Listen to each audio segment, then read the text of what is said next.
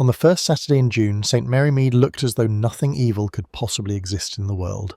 The vicarage lawn was at its best, the grass close-cropped and emerald, bordered by clumps of delphiniums and lupins that nodded graciously in the light breeze. Tables had been set out for the church fete, white cloths laid, teapots standing in serried ranks, and a profusion of homemade cakes proudly presented by their creators. Miss Jane Marple, seated in a wooden garden chair beneath the shade of an ancient yew, regarded the proceedings with mild interest and a faintly amused eye.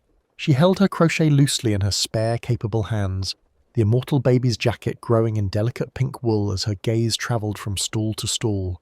She saw, with that small inward nod which meant a conclusion reached, that Mrs. Lestrange's new hat must have cost more than her husband could reasonably afford, and that young Tommy Pierce was almost certainly slipping threepenny bits from the bran tub takings into his own pocket. Nothing, in short, could have appeared more entirely ordinary. It was at that moment that Inspector Slack walked into the vicarage garden with his wife upon his arm. Slack, who in former days had been the terror of village wrongdoers and some might add of village gossips, had been promoted to a more important post in the county town. He was not often seen now in St. Mary Mead, and his appearance caused a little ripple of interest. He wore his best grey suit, smoothed a trifle too carefully, and his thick dark hair was oiled and brushed until it gleamed. But it was to Mrs. Slack that the ladies' attention chiefly turned. They had not yet accustomed themselves to thinking of him as a married man. "Quite a smart-looking woman," murmured Mrs. Price Ridley to Miss Hartnell, adjusting her pince-nez. "Foreign, I should say. There is something Latin about the way she walks." "Painted," Miss Hartnell replied briefly in the tone of one stating an incontrovertible fact of nature. Mrs. Slack was indeed handsome in a somewhat vivid fashion. She wore a light blue frock that became her dark colouring and a small hat set at a daring angle. Her lipstick was perhaps a shade too red for village taste. She smiled readily, showing strong white teeth, and her laughter carried, clear and confident, over the steady hum of the fete. Miss Marple, glancing up, thought that Mrs. Slack was, if anything, a little too much on display. There was a touch of defiance in the set of her shoulders, the look of a woman entering enemy territory and determined to conquer it.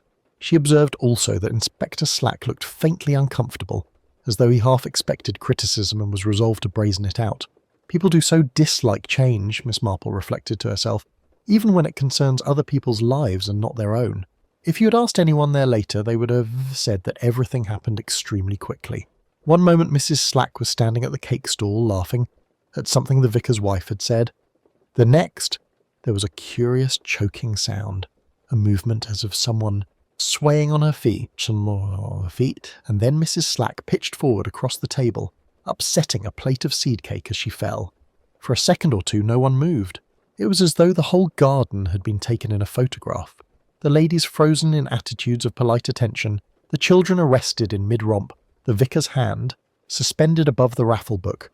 Then the photograph broke, someone screamed, china crashed to the ground. The vicar's wife cried out, "Oh dear heaven!" in a voice that did not sound like her own.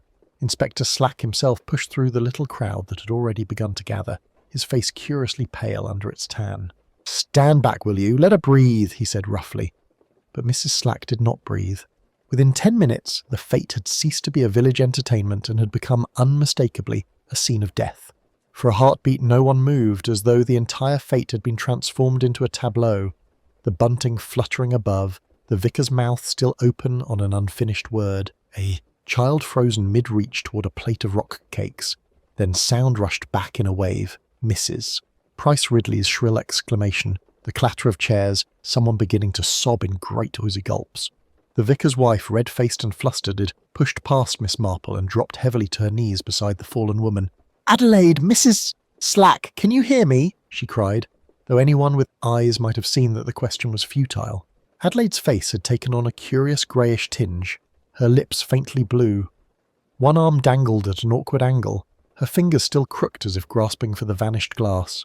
A younger man, one of the new doctors from Much Benham, pushed his way through the ring of onlookers with professional briskness. He knelt, fingers seeking a pulse at the side of Adelaide's throat. After a moment he looked up, his expression grave in a manner that left little room for hope. "I'm afraid," he began, but Inspector Slack had already understood. His usually ruddy face had drained of colour, leaving the lines about his mouth harshly etched. For a second he stood quite motionless. Then, with a strangled sound that might have been her name, he stooped, touching his wife's shoulder. "Stand back, all of you," he said hoarsely. "Doctor, are you certain?" But the question died as he read the answer in the other man's eyes. A curious hush settled over the assembled villagers, broken only by the distant, incongruously cheerful sound of the children's roundabout on the green. Miss Marple, who had risen more slowly than most, stood now at the outer edge of the group. Her needles were still, the unfinished baby jacket hanging limply from them. She looked not at the motionless figure on the ground, but at the faces around her, shocked, fascinated, already whispering behind gloved hands. Someone fetched a rug from the vicarage. Someone else, at the vicar's murmured request, shepherded the children away from the scene. A few of the more practical women began clearing the overturned tables with a sort of hushed efficiency, as though tidiness might in some way lessen the enormity of what had occurred. "Heart," Mrs. Price Ridley whispered to anyone who would listen. "I said from the first she looked the sort. High-strung, foreign." But her eyes were fixed upon the shattered glass and the pale smear where some spilled punch had run in a thin rivulet across the flagstones toward the flower bed. Miss Marple followed that line of red-stained liquid for a thoughtful moment before glancing at the table from which the glass had been taken.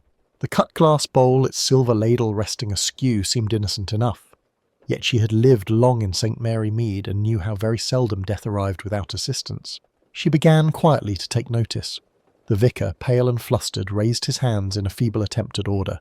"My dear Inspector, perhaps if we could all proceed quietly to the parish hall. There is more room there, and chairs, and—" "No one moves until I say so," Slack snapped, the words roughened by grief. His hand, Miss Marple noticed, was still resting on his wife's shoulder, in an oddly protective gesture, as though he could shield her from further harm.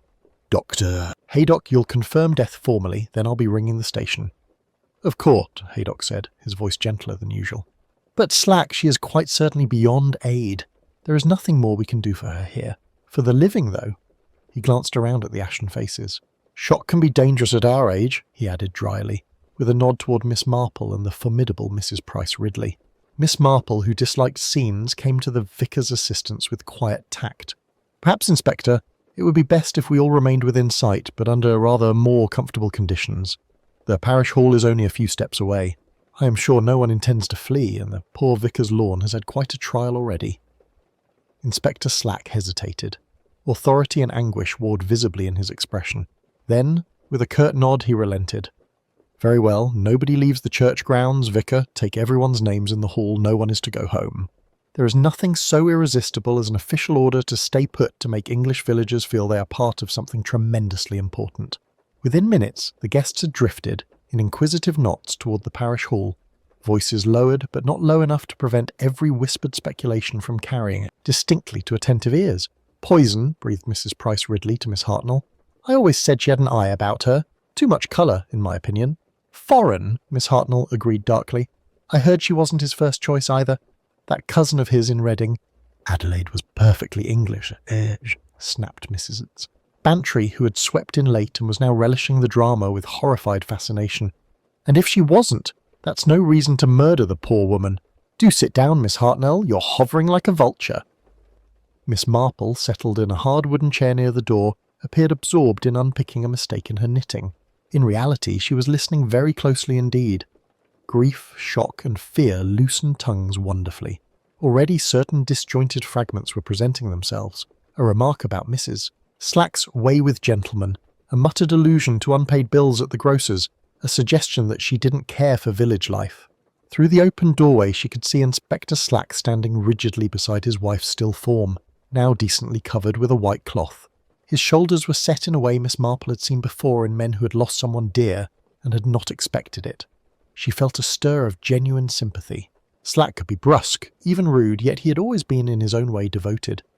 "Jane," murmured Mrs. Bantry, leaning closer, her pearls rattling faintly. "Do you suppose this could have been meant for him? And she took it by mistake? It would be dramatically appropriate." Miss Marple shook her head faintly.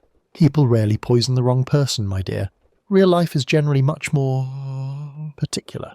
Her eyes went to the refreshment table where the remaining glasses of punch still gleamed invitingly in the sun. One glass, she noticed, sat slightly apart from the rest, a faint ring of moisture beneath it, as though it had been filled, then set down and moved again. A small matter, but it was in such small matters that human intentions so often betrayed themselves. Inspector Slack's jaw worked as though he were chewing something bitter and hard. For a moment, Miss Marple thought he might strike the young man. Instead, he drew in a long, ragged breath and straightened his shoulders with visible effort. "You will give a full statement about this Brighton business," he said hoarsely. "Names, dates, everything. But not now. Not here." His eyes flicked over the assembled villagers, all craning discreetly to listen. "This is neither the time nor the place for a music hall scandal." "On the contrary," murmured Mrs. Bantry, under her breath to Miss Marple.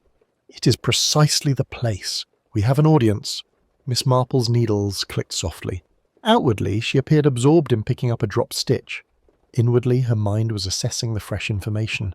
A past life in Brighton. Debts. Dangerous people. All such elements she knew from long experience had a way of following one like an uninvited guest at a tea party. The door opened, and Constable Polk shuffled in, cap in hand, looking deeply uncomfortable to find his superior's private tragedy on display. "Sir, the Chief Constable's been notified. They're sending Inspector Craddock from the county. Said as how, well," he floundered, flushing, "said as how you'd best be treated as interested party rather than officer in charge." Slack's face darkened, but he only nodded stiffly. Very proper, Miss Marple thought approvingly. Personal feelings, in her experience, were the most insidious blindfolds of all. "Right," Slack said briskly, seizing on the one thing still entirely his. "Procedure. No one leaves the vicarage until Inspector Craddock arrives. Dr. Haydock, you'll remain available. Polk, take names of everyone present at the fete who came near the refreshment table." Gossip, like a well-trained terrier released from restraint, now darted and yapped through the room in lowered voices. "I always said," sighed Mrs. Price Ridley to Miss Hartnell, "that woman was not what she seemed. Emerald green at a church fete, and now Brighton." "Review bar," Miss Hartnell repeated darkly, as though the phrase itself explained murder. "Positively continental." Near the window, Lenora Briggs, the vicar's young niece, stood twisting her handkerchief. She was a slim, fair girl with troubled eyes, and Miss Marple had noticed earlier how she watched Adelaide Slack with a mixture of fascination and something very like resentment. Now, catching Miss Marple's eye, Lenora flushed and looked away. The old lady filed the reaction neatly among other observations. Lenora's tardy arrival at the fete, the smudge of powder on her sleeve, the way she had glanced more than once toward Christopher Pym. Human beings, Miss Marple thought, are very rarely altogether indifferent to one another. One must always ask who hated, who feared, who envied. The arrival of Inspector Craddock half an hour later brought with it a cooler, more official air, rather like a draught through a stuffy room. He greeted Miss Marple with the respectful warmth of a man who remembered past humiliations at the hands of an apparently harmless old lady. "I might have known you'd be in the middle of it, Miss Marple," he said quietly, after offering formal condolences to Slack. "You do have a way of attracting the most unpleasant events to the most peaceful places." "Oh, I hardly think I can be blamed for that," Miss Marple replied mildly. "Human nature, Inspector, it is never peaceful, only sometimes well concealed." Craddock's first act was to send everyone, save immediate witnesses, home under caution to remain available. This provoked much indignant rustling, but also a renewed flurry of whispered theories. On the lane outside the vicarage, Miss Marple walked slowly back toward her cottage, allowed to depart on account of age and supposed irrelevance. Beside her, Mrs. Bantry bubbled with speculation. "Whoever do you think the second glass was meant for?" she demanded. "Surely not poor Slack himself. Poisoned at his own wife's side, one almost expects it in a French novel." "Perhaps," Miss Marple said thoughtfully, "we should first be quite certain that Adelaide Slack was the wrong victim. It is sometimes useful, dear Dolly, to consider whether the person who dies is the one whose death causes the greatest inconvenience." She could feel, like a subtle change in the weather, that the tidy facade of village life had been breached. Old secrets, she knew, had a most disagreeable habit of floating up when the waters were disturbed. Inspector Craddock was the first to recover his professional voice. "We must proceed systematically," he said, though his glance strayed once toward Miss Marple as if unconsciously seeking confirmation. "Mr. Pym, you admit to arranging the glasses. Did anyone else come near the table after you set them out?" Christopher licked his dry lips. "Only Mrs. Slack herself. She said she would help with serving. I went to fetch more plates from the kitchen. When I came back, the inspector was over by the vicar's roses, and Adelaide was standing near the table laughing with Mrs. Clement. Mrs. Clement started, her gentle face flushing. "We only spoke for a moment," she protested. "About the jumble stall." She touched one of the glasses. I remember that because she said how pretty the cut crystal looked in the sun, but she didn't move them. Miss Marple took up a dropped ball of pink wool, winding it neatly about her fingers. People so often forget, she remarked mildly, the little things they do when they are happy and excited. I dare say Mrs. Slack may have moved a glass without quite realising it. One does such things at tea tables. Vera Rossiter let out a soft, contemptuous laugh. Happy? Adelaide knew perfectly well why I was here. I sent a note this morning, delivered by hand. She couldn't pretend surprise. Inspector Slack turned sharply. A note? Why wasn't I told of this? Because I addressed it to her, not to you, Vera replied. I wrote that I would be at the fete by 4 o'clock and that we must talk about the missing bonds. She always did hate an awkward scene in public. I rather hoped the threat would shake her. And yet, Miss Marple observed, she chose today of all days to appear very much in public. That pretty green frock, the calling attention to herself, the laughing. It is odd behaviour for a frightened woman.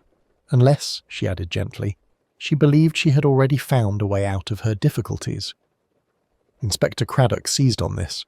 A way out? You mean blackmail, Miss Marple? Perhaps she extracted money from someone here in the village? Not necessarily money, Miss Marple said. There are other currencies people value very highly. Reputation, safety, even affection. One thinks of those little notices in the newspapers. Will the person who left such and such please communicate with box number so-and-so? I've always thought them most suggestive. Vera regarded her with a faintly puzzled frown as though reassessing this apparently harmless old lady. Are you implying Adelaide had something on someone here? I'm implying nothing, my dear, Miss Marple said placidly. Only that a person in Miss Vance's position might very easily look about her for leverage. Villages, she added almost apologetically, are full of it. At that moment the door opened again to admit the vicar, looking both harassed and determined. Inspector, the ladies are becoming rather agitated. Might they go home now? Miss Marple watched them all. The room seemed to contract around Diana Brent's quiet accusation. Even the ticking of the vicarage clock sounded unnaturally loud, marking each second of the stunned silence. Inspector Slack spoke at last, his voice hoarse. Your brother? I've never even heard your name before I came to this blasted village, let alone your brother's. You knew him as Daniel Brent, Diana said, her fingers clenching tightly around the damp handkerchief. He worked for Marcus Rossiter in Brighton, assistant manager at the Pavilion Lounge. She glanced briefly at Vera Rossiter. When the theft of the bonds was discovered, Daniel was blamed, accused of helping Adelaide steal them. 2 days later, he was found dead in his lodgings. They called it suicide. Her mouth twisted. But he had written to me that very morning, excited about something he'd discovered. Inspector Craddock's eyes sharpened. You were in Brighton at the time, Miss Brent? No, I was still caring for my mother in Croydon. Daniel had only been in Brighton 6 months. She drew a shuddering breath. He wrote that he had proof Adelaide had another man, someone in the police who was helping her. He said he was going to confront them both that evening. Her eyes fixed on Inspector Slack with an intensity that made even Miss Marple feel a faint discomfort. Daniel mentioned the name Slack in his letter. He said Adelaide had boasted she'd never be caught, not with her Slack watching over things. A faint colour returned to Slack's cheeks, but it was not a healthy hue. It was the congested flush of outraged pride. I was in Brighton briefly on secondment, he said harshly. Yes, I knew about Rossiter's establishments. I never met your brother, Miss Brent, and I certainly had nothing to do with any woman named Vance before I met Adelaide months later at a dance in the county town. You're building fantasies on a coincidence of name. Vera Rossiter gave a sharp, humourless laugh. Coincidence? Adelaide was clever, Inspector, but never discreet. She talked. About money, about Menon, about the charming policeman who helped her out of scrapes when the club ran a little too close to the law. She never used his first name. Always me Slack. Miss Marple, who had been observing the interplay of faces with quiet intensity, spoke for the first time in several minutes. It is curious, is it not, she said mildly, how often women in difficulties gravitate to policemen.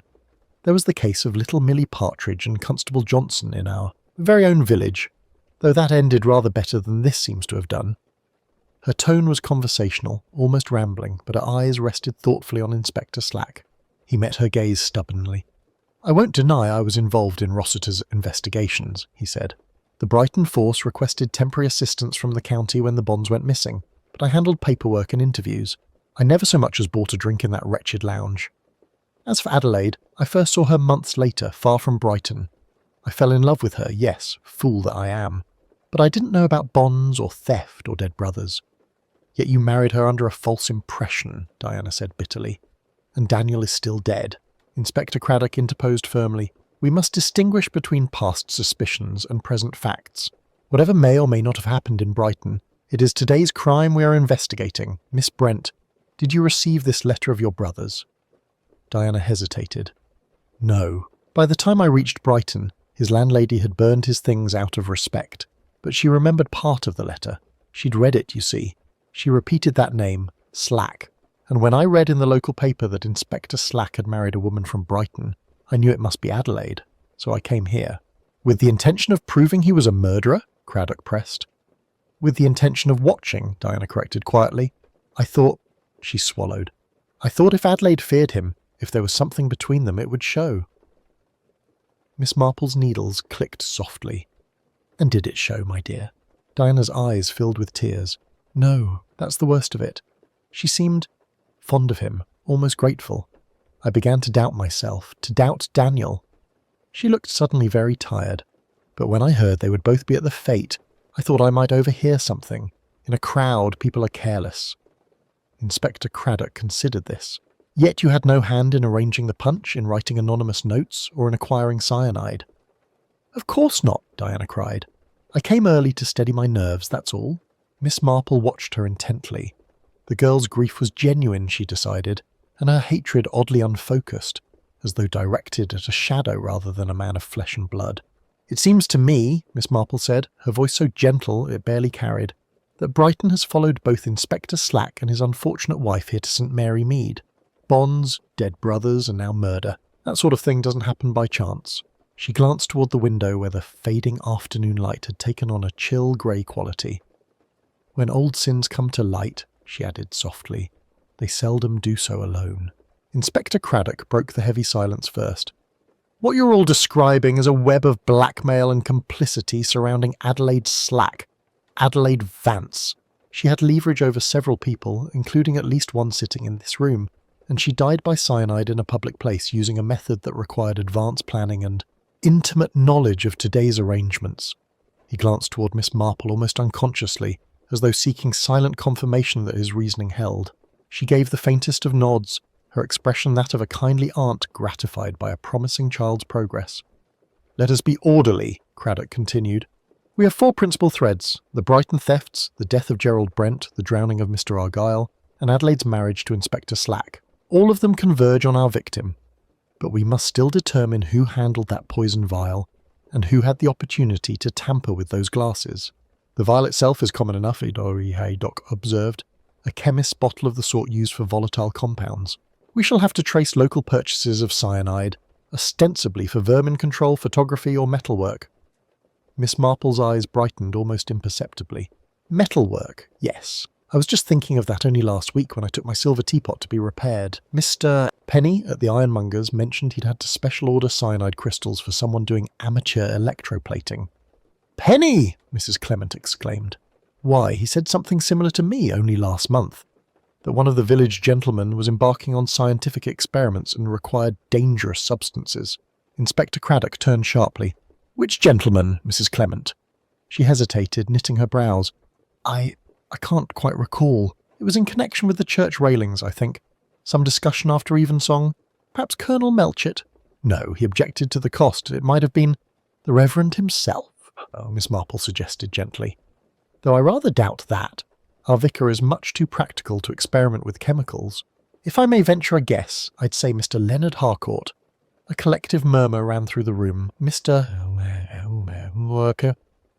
Harcourt, the new schoolmaster, had been present at the fete, but had somehow melted into the background after the tragedy.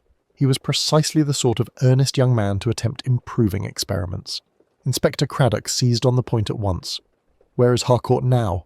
Before anyone could answer, the drawing-room door opened quietly and the man in question stepped in. His sandy hair, slightly disordered, spectacles glinting in the afternoon. Light. He carried himself with a hesitant dignity of one unaccustomed to being at the centre of attention.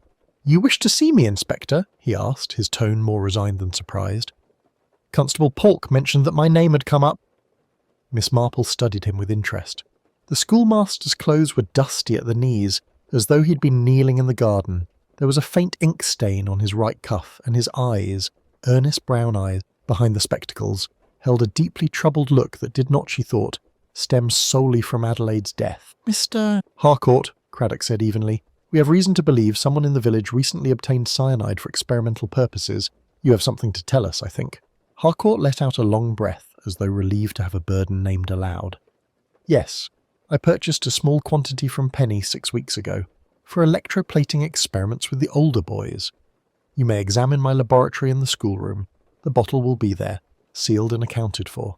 I have not touched it in over a month." "A convenient claim," Vera Rossiter remarked coolly. "And what is your connection to Adelaide Vance? Don't tell me you never met her in Brighton. Half of Sussex seems to have done so." To everyone's surprise, Harcourt flushed deep crimson. "I met her here in St. Mary Mead," he said stiffly. "At the lending library. She was charming, interested in books, in music. We talked several times." His voice dropped. "I did not know about her past." Miss Marple's needles clicked on. "I observed you, Mr. Harcourt, one afternoon last week, speaking very earnestly with Mrs. Slack by the duck pond. She appeared amused. You, I fear, did not." Harcourt closed his eyes briefly. "She was threatening to tell the school governors I had compromised her unless I provided a character reference for some private financial endeavour. It was nonsense, of course, I had done nothing of the sort, but in a village, reputations are fragile. She knew that." "Blackmail again," murmured de Haydock. "Our Adelaide was consistent at least." Inspector Slack, who had been silent for some minutes, suddenly spoke, his voice rough. "If anyone had cause to kill her, it was me. I discovered 3 weeks ago the truth about the Brighton bonds. She laughed when I confronted her. Said if I tried to expose her, she'd take me down with her. I was a fool, but not a murderer." Miss Marple regarded him kindly. "Fools are rarely murderers in my experience. Murder requires a particular tidy-mindedness, a desire to put things right in one's own fashion. It is often the seemingly most respectable who find disorder intolerable." Her gaze drifted, quite incidentally, toward the neat figure of Diana Brent, whose handkerchief was now folded into exact quarters upon her lap. Inspector Craddock turned the muddy gloves over with the tip of his pen, his expression grim. "We shall have these sent to the lab, of course, but for the moment we must accept that someone wished us to think Mrs. Lestrange handled the poison, Mrs." Lestrange drew herself up with chilly dignity, though her hands shook slightly. "I have never in my life set foot in a potting shed. You may ask the vicar's gardener if you doubt me, and as for those gloves, I last wore them to the whist drive at the Memorial Hall. I remember because the embroidery caught on the rough table." Miss Marple glanced mildly toward Vera Rossiter. "You attended that whist drive as well, did you not, Mrs. Rossiter? I recall you admiring those gloves quite particularly." Vera's lips tightened. "A woman notices nice things, Miss Marple. That hardly makes her a poisoner." "No," Miss Marple agreed. "But it does mean you had opportunity to observe the monogram and appreciate how very useful such an item might be, if one wished suspicion to fall in a particular direction." Inspector Craddock closed his notebook with a decisive snap. "For the present, everyone here remains under suspicion. No one is to leave the village without my permission. Constable Palk, I want men at the railway station and on the main road. Dr. Haydock, you'll supervise the removal of the body.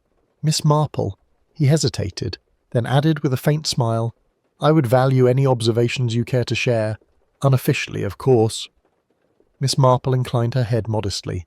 "One does notice little things, Inspector. Perhaps when matters are a trifle calmer we might talk quietly." The group began to disperse under Craddock's direction, each person wrapped in their own thoughts, fears and calculations. Vera Rossiter requested a room at the village inn. Diana Brent was escorted back to her cottage by Mrs. Clement and Mrs. Lestrange departed with a stiff nod, her eyes glittering with some private resolve.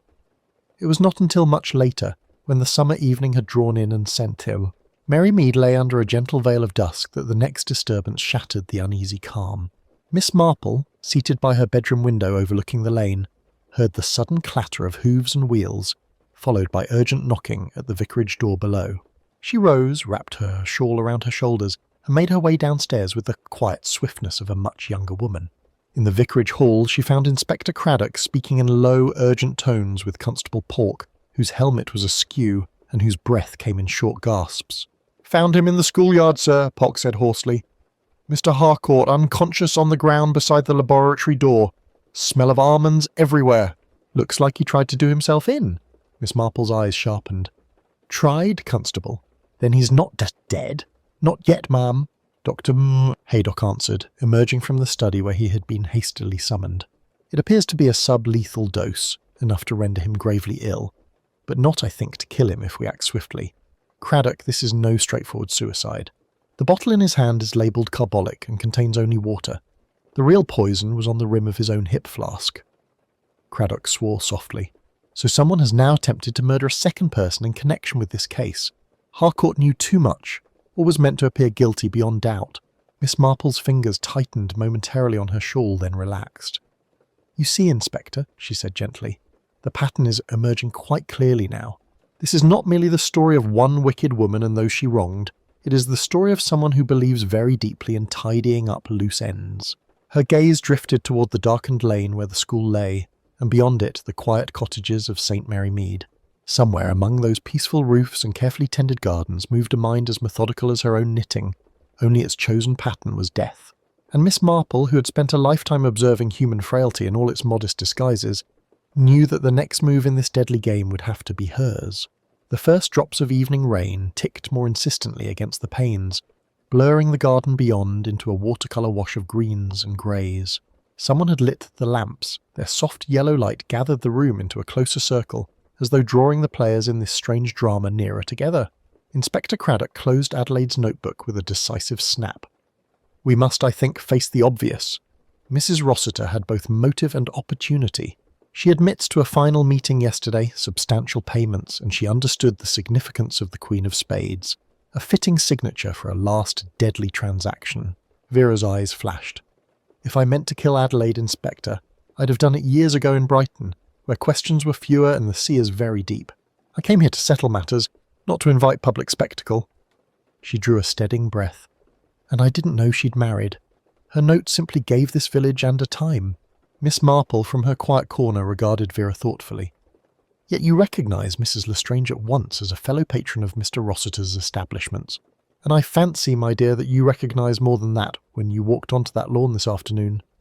Vera hesitated, then gave a small impatient shrug. Of course I saw slack. One doesn't forget a policeman who's forever sniffing round one's husband's accounts. But I had no idea Adelaide had ensnared him. Nevertheless, Craddock persisted, you arrived from Brighton unexpectedly on the very day Adelaide dies by a method cyanide, that your late husband's gaming houses were known, occasionally to encounter in cheating cases. Vera laughed without humour. Then you may as well arrest half of Brighton, Inspector. Cyanide is a coward's weapon, not mine. Inspector Slack spoke for the first time in many minutes, his voice roughened. Craddock, if Vera wanted Addie dead, she could have arranged a quiet accident. This public business with glasses at a church fete, that's someone who wanted a show, someone who wanted me humiliated with her. Diana Brent, who had been hastened, looked up sharply. Humiliated and removed. We keep forgetting that second glass. Yes, Miss Marple said, her tone mild. The second glass is our most eloquent witness. It tells us the murderer planned for 2 deaths, not 1. And which pair of people, I wonder, most threatened our poisoner? Adelaide and Inspector Slack, or Adelaide and someone else entirely? Her eyes moved, apparently idly, over each face. Christopher Pym twisting his handkerchief, Leonard Harcourt pale but controlled, Vera Rossiter defiant, Mrs. Lestrange, strained and watchful, Diana Brent brittle with long-nursed grievance. Craddock rubbed his temples. At present, every person in this room has reason to wish Adelaide silenced. We shall need statements from all of you, of course. For tonight no one is to leave the village. Constable Polk will note addresses. You will remain available for questioning. There was a subdued murmur, half protest, half relief at being released from the stifling atmosphere of the drawing room. Chairs scraped, skirts rustled. People avoided each other's eyes as only the guilty, or the unjustly suspected, can. Miss Marple rose, gathering her knitting. If I might make a small suggestion, Inspector Craddock, it can be so very unwise to leave everyone to their own devices on an evening such as this. Gossip ferments, and those with something to hide may be tempted into rash actions. Craddock glanced at her with the respect of a man who had learned the value of such suggestions. What do you propose, Miss Marple? Oh, nothing official, she said lightly. Merely that tomorrow afternoon, when we have all slept on matters, it might be useful to invite certain people to tea, somewhere they may feel unguarded. The The truth I have observed emerges more readily in the presence of seed cake than under cross-examination. Dr. Haydock chuckled despite himself. She's right, you know. People say the damnedest things over tea. Craddock considered. Very well. I shall want you at the station in the morning, Miss Marple, to go over your observations. After that, you may give as many teas as you like. Just don't get yourself murdered in the process. I have every intention of avoiding that outcome, she replied serenely. At my age, one prefers peaceful exits. The gathering broke up. Vera Rossiter departed with brisk steps toward the Rose and Crown, refusing offers of escort. Mrs. Lestrange accepted a lift from Dr. Haydock. Christopher Pym slunk away toward the church, as if the familiar comfort of the organ might steady his nerves. Diana Brent and Leonard Harcourt, both walking toward the village, kept a careful distance from one another, like magnets held cautiously apart.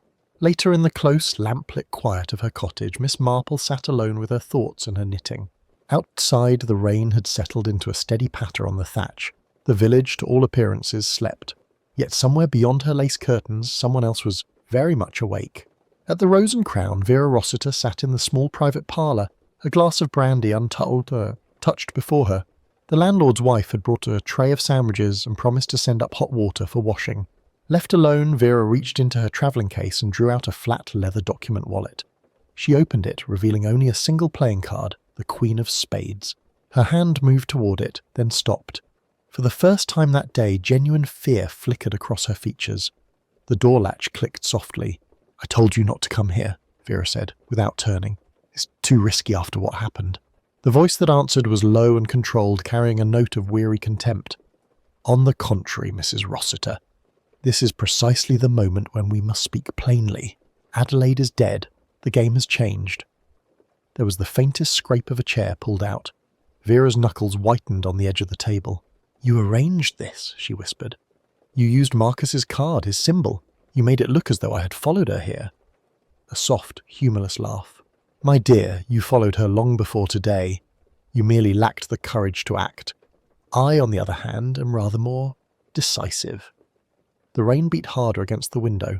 In the cottage across the green, Miss Marple paused in her knitting, head tilted slightly, as though listening to some distant, inaudible disturbance in the village's tranquil breathe. At the Rose and Crown, Vera Rossiter spoke again, each word dragged out as if against her will. If they come for me, I'll tell them everything. About Brighton, about Gerald Brent, about the documents, about you. A chair scraped back. Footsteps, unhurried, unafraid, crossed the room. No, Mrs. Rossiter, the calm voice said. You won't. When the landlord's wife knocked half an hour later with hot water, there was no answer. Assuming the Brighton lady had finally fallen asleep, she tiptoed away. Vera Rossiter would not be discovered until morning. Slumped in her chair, the Queen of Spades still clutched in her hand, her brandy glass empty but for a faint, unmistakable scent of bitter almonds. It was Dr. Haydock who broke the oppressive silence, his practical mind grasping at something tangible. Well, if we're to determine who might share Adelaide's sweet tooth, we need only recall who habitually took extra sugar at village teas. The Women's Guild, the Garden Society, the Sewing Circle. Oh, that's easy, Mrs. Bantry interrupted, perhaps a shade too eagerly. Adelaide, of course, and Diana sometimes, when she's particularly tired. Mr. Holloway, Harcourt drinks his tea disgustingly weak, almost clear water. Christopher goes without sugar entirely. Mrs. Whiz. Lestrange, she hesitated. You always take two, don't you, dear? Mrs. Lestrange managed a thin smile. Only in the afternoons. My doctor insists I avoid too much sugar in the evenings. Vera Rossiter? Miss Marple asked mildly. I confess I've not had the pleasure of observing your habits. One lump, Vera replied shortly. Arcus always said a woman who took more than one was advertising her greed. A rather unkind generalization, Miss Marple observed. Human appetites are seldom so simple. Inspector Craddock, who had been listening with half an ear while studying Adelaide's notebook, looked up with renewed focus. There's an entry here regarding today's fate. Vicarage garden party, excellent opportunity, slack distracted, village off guard. Must choose moment carefully. 2 birds, 1 stone. 2 birds, Mistress Marple repeated softly. How interesting she should phrase it so. Meaning both Slack and whoever planned to kill her, de Haydock suggested. She knew someone meant her harm and intended to turn the tables. Miss Marple's eyes were thoughtful, or perhaps she meant something quite literal. 2 birds at one stone's throw implies one may fall by accident. I've been thinking of those glasses, you see. One was prepared for Adelaide, 3 lumps of sugar visible at the bottom. The other, she paused delicately. The other appeared quite ordinary. Inspector Slack frowned. I thought they were both poisoned the same way. Oh, I believe they were, Miss Marple said, but their presentation differed. One called out to Adelaide by its sweetness. The other would have attracted someone else entirely. Someone who never takes sugar, unless, of course, they're attempting to appear changed. A faint, strangled sound came from Christopher Pym. His eyes had widened, and there was horror, not guilt, in them. You mean, good Lord, you can't mean... Yes, dear, Miss Marple said gently. Adelaide was clever enough to know she'd made a dangerous enemy here in St. Mary Mead. She discovered the plan to poison her through the punch and decided to adapt it. 1 glass for herself, doctored with sugar to make it irresistible. The other for the person she believed intended her harm. She thought to sacrifice herself only if she could drag her enemy down with her. A final deadly embrace. But she died alone, Diana Brent whispered. The 2nd glass remained untouched. Because the intended 2nd victim was delayed, Miss Marple replied. You said it yourself, Mr. Pym, Colonel Melchett engaged Inspector Slack in conversation just as the fatal moment approached. Adelaide, ever impatient, raised her glass first. By the time Slack reached for his, she was already dying.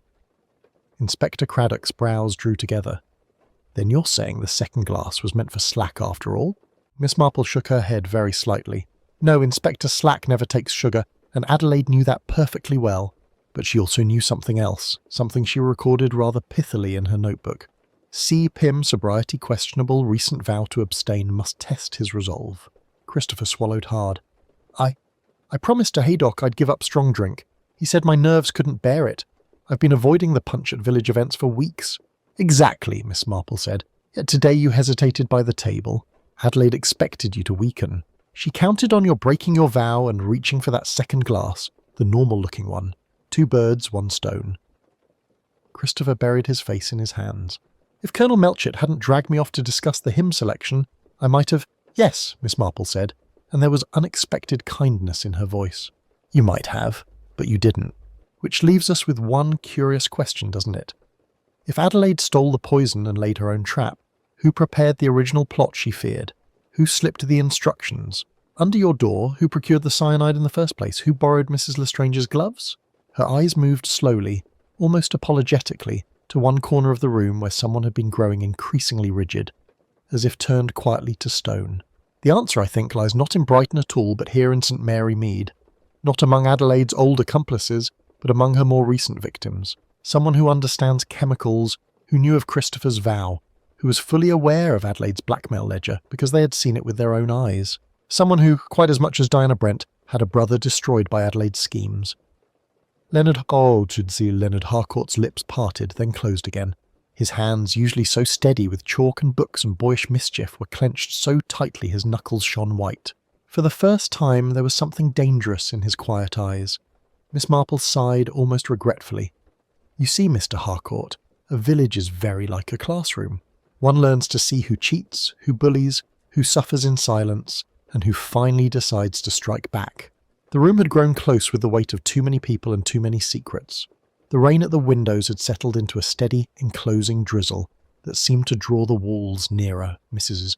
Clement, with the quiet efficiency of a vicar's wife, slipped out and returned with a fresh pot of tea and a plate of sandwiches, as though the presence of food might somehow normalise the horror. Miss Marple accepted her cup with thanks, watching with apparent vagueness as it made its way around the room. It was not the tea that interested her, but the way each person reacted to the tray. Vera Rossiter reached immediately for the sugar basin, adding 2 heaped spoonfuls with practised abandon. I never could abide things too bitter, she remarked lightly. Marcus used to say I'd spoil good champagne with syrup if given the chance. Some people are like that, Miss Marple agreed mildly. They do so dislike the taste of bitterness that they go to great lengths to disguise it, even when a little bitterness, properly appreciated, might be very instructive indeed. Vera smiled faintly, but her fingers tightened almost imperceptibly around the cup.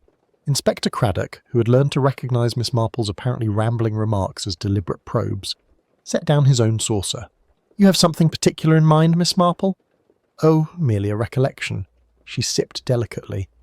"I was thinking of Mrs. Trent's case some years ago, perhaps you recall, Inspector, a lady whose husband ran a rather disreputable gaming house. She tried to frame her rival by planting a monogrammed handkerchief at the scene of an unfortunate little poisoning. It was clever, but just a trifle too neat." Vera's cup paused halfway to her lips. "Too neat," she repeated, her tone carefully casual. "Yes, my dear. You see, people who truly act impulsively rarely arrange their clues so beautifully.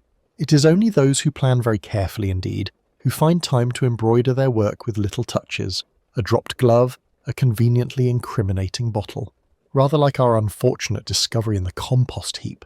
Diana Brent looked anxiously from one face to another. "But surely you aren't suggesting Mrs. Lestrange?" "Oh no," Miss Marple interrupted gently. "If Mrs. Lestrange had meant to commit murder, I rather think she'd have been more practical. She doesn't strike me as a woman who buries expensive Harrods gloves in compost. That has all the hallmarks of someone who wished us to find them, and to draw exactly the conclusion we did." Inspector Craddock's eyes narrowed. "You believe the gloves were deliberately planted to mislead us?" "I am quite sure of it," Miss Marple replied, "and that our murderer is someone who understands not only poison and timing, but also people. Someone who knows that in an English village, scandal attaches itself most readily to the person whose name is already whispered. A widow with a mysterious Brighton connection, for instance." All eyes swung toward Mrs. Lestrange. She flushed, then lifted her chin. "I will not be made the scapegoat for Adelaide's sins. Harold made a ghastly error in helping her with those bonds, but he paid for it with his life. I came here to start afresh." "Just so," Miss Marple said, "and starting afresh requires a certain discretion. One does not, for instance, announce that one's late husband's partner ran questionable establishments in Brighton, whereas Mrs. Rossiter, I think, has had rather more practice in moving between that world and our own." Vera's smile grew stiff.